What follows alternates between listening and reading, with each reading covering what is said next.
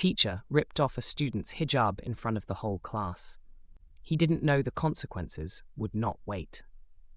Karma has a way of returning quickly, and what followed would shake not only him, but the entire community.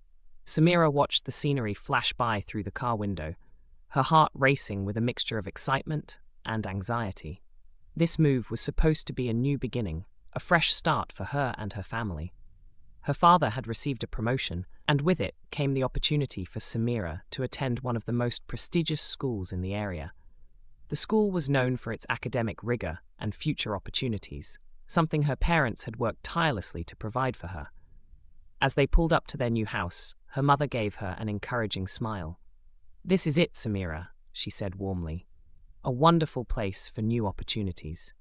Her father, a quiet but proud man, nodded in agreement. "Remember, Samira, this is your place now. You belong here as much as anyone else."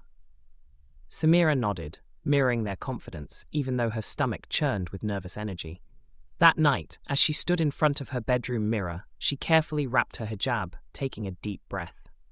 To her, it wasn't just a piece of cloth, it was part of her faith, her identity, and a connection to her family's culture.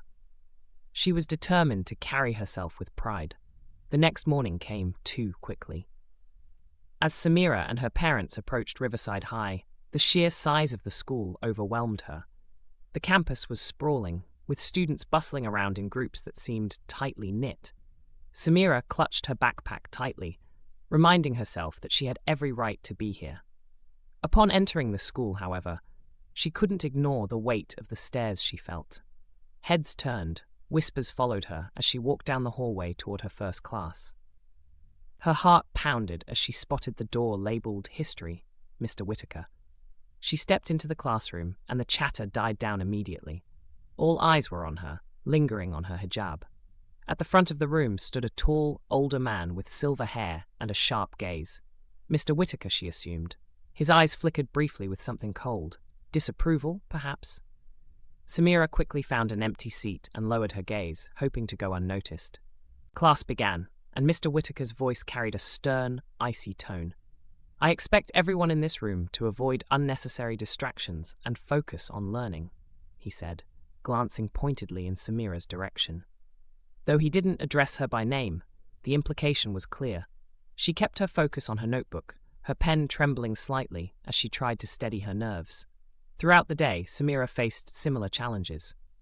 Whispers followed her in the hallways, and when she tried to join a group of girls at lunch, she was met with cold indifference. "Yeah, whatever," one of them said without looking up, leaving Samira to eat silently while the girls continued chatting as if she wasn't there. She overheard students making snide remarks. "Why does she have to wear that thing on her head?" one muttered, not bothering to lower their voice. Samira reminded herself of her parents' encouragement. She was here to learn, not to win everyone's approval. Still, the sting of exclusion weighed heavily on her. Each day became more difficult, especially in Mr. Whitaker's class. His subtle jabs at her, his cold stares, and the way he deliberately ignored her raised hand during discussions made it clear that he didn't think she belonged. One day, during a discussion about immigration laws, Samira raised her hand, eager to contribute. Mr. Whitaker's eyes glanced over her before he deliberately called on someone else. Her hand slowly dropped back to her desk, her excitement fading.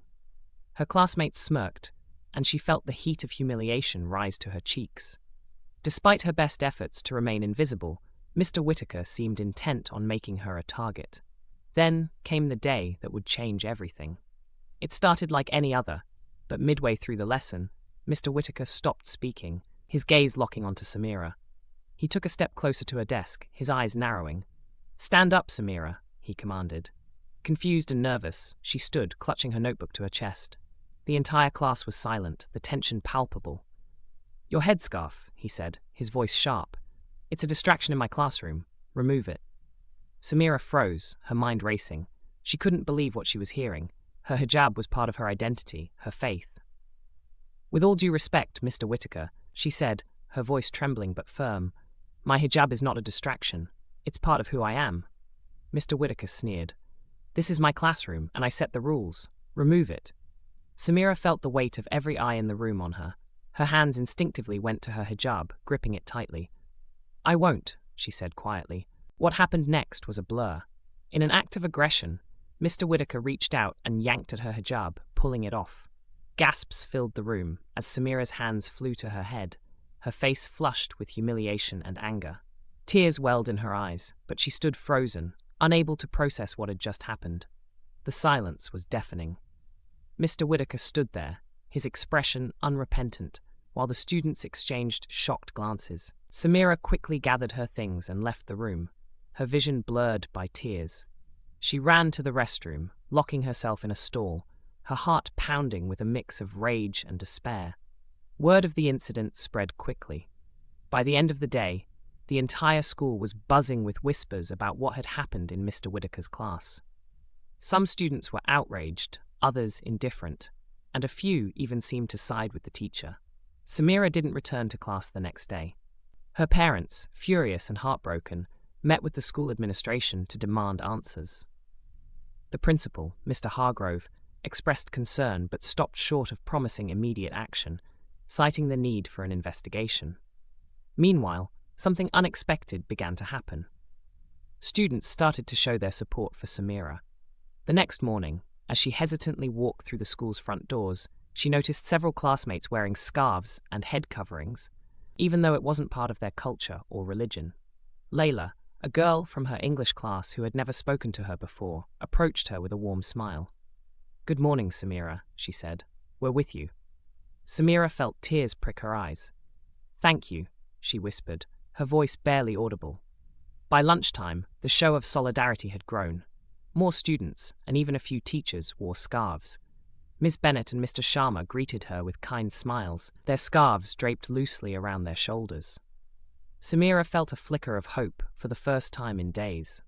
The school administration, however, couldn't ignore the growing backlash.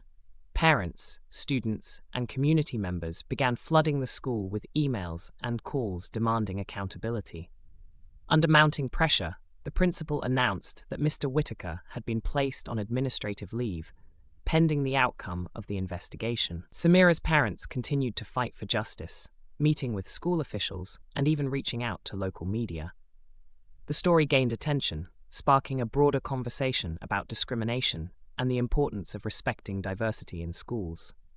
A few weeks later, the principal called a school-wide assembly to address the issue. Standing on stage, Mr. Hargrove spoke with a solemn expression. "We failed one of our students," he admitted. "We must do better. Effective immediately, we will be implementing mandatory cultural sensitivity training for all staff and students. Discrimination in any form will not be tolerated at Riverside High." The students erupted into applause, their support for Samira evident. As she sat in the audience, she felt a sense of relief and pride. Her courage had not been in vain. She had stood up not just for herself, but for anyone who had ever felt marginalized or excluded. Mr. Whitaker's actions cost him his job, but Samira's actions sparked change. Over time, the school's atmosphere shifted. Conversations about inclusion and respect became more common, and Samira found herself at the center of a growing community of allies. Though the journey had been painful, Samira knew she had made a difference. As the school year came to an end, she walked through the halls of Riverside High with her head held high, her hijab wrapped firmly in place. She had claimed her rightful place and paved the way for others to do the same.